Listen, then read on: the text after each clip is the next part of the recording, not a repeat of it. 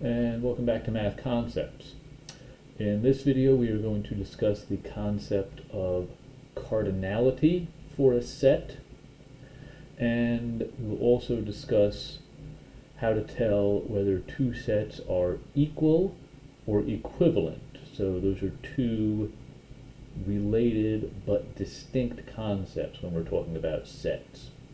So remember, we're talking about sets to give us an example of a mathematical structure that is different from the number system that we already know. And this is to help us understand that mathematics is not about computations with numbers. It's about structure and relationships. So we're looking in this chapter about the structure of sets.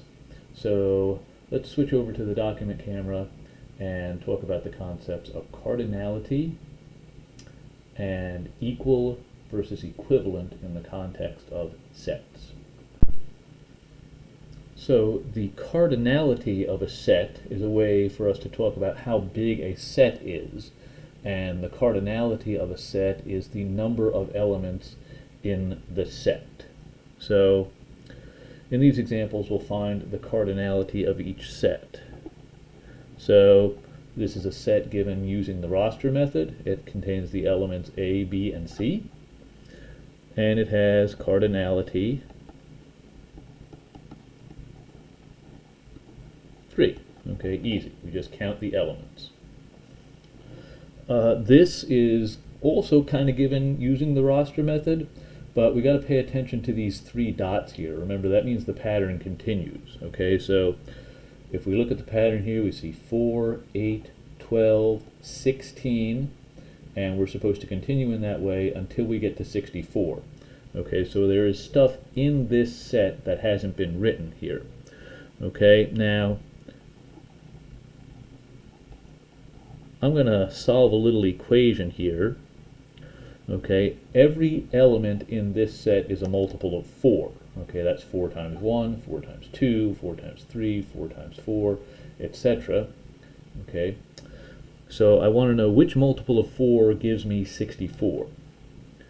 Okay, so if 4n equals 64, I would divide both sides by 4, and I believe if I take 64 divided by 4, I get 16. So this has cardinality 16. There would be 16 elements in that set. Okay, here's another example. This is given using set builder notation.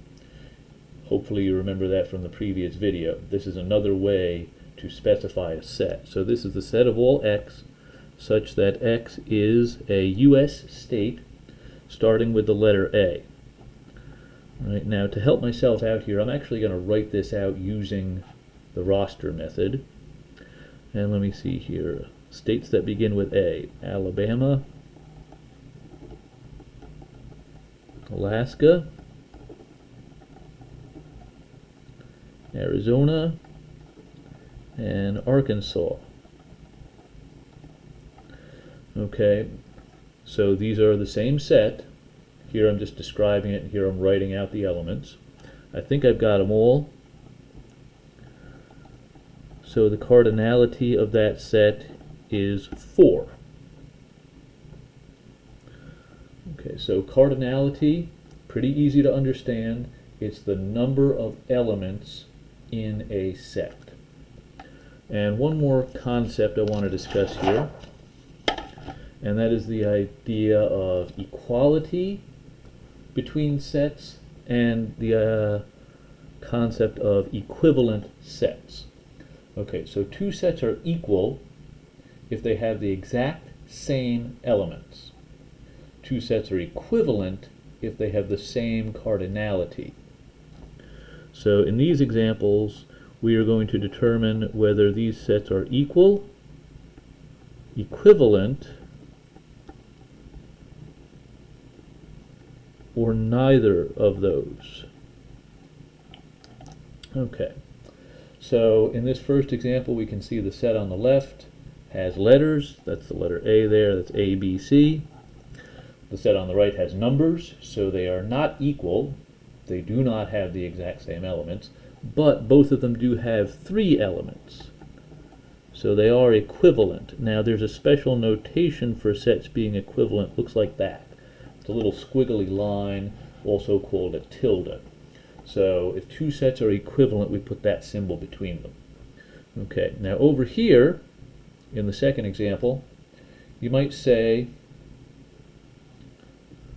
that they aren't equal, but we got to look at the whole set. Okay, this set contains the letters A, B, and C, and so does this one. It just contains them in a different order. Okay, but remember, equality for sets didn't mention anything about the order. It just had, they have to have the same elements, the exact same elements. Well, A belongs to this set, and A belongs to this set. B belongs to both sets, and so does C. So these 2 sets are equal. Okay, so if 2 sets are equal, we use the usual equal sign between them. Okay, so once again, in this example, we have a set with the letters A, B, and C. And this set doesn't actually have anything that isn't present over here. It has the letter A, it has the letter B, and it has the letter C. Now it happens that the letter A is repeated, but as far as the elements of the set, there's nothing in here that isn't over here, and vice versa. So these sets are actually equal. And here in this last example, my set on the left contains the numbers 1, 2, 3. My set on the right contains the numbers 1, 2, 3, and 4. So this set and this one are neither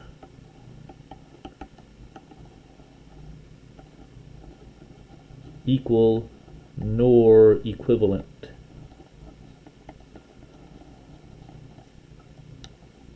Okay, so those sets are neither equal nor equivalent. Oh, here's one special set.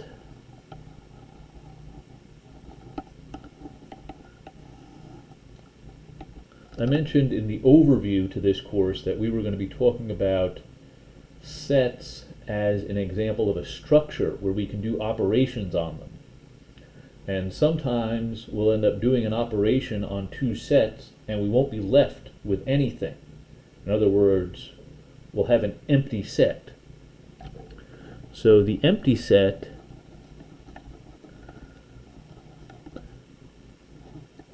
gets this special symbol. It's kind of like a 0 with a line through it.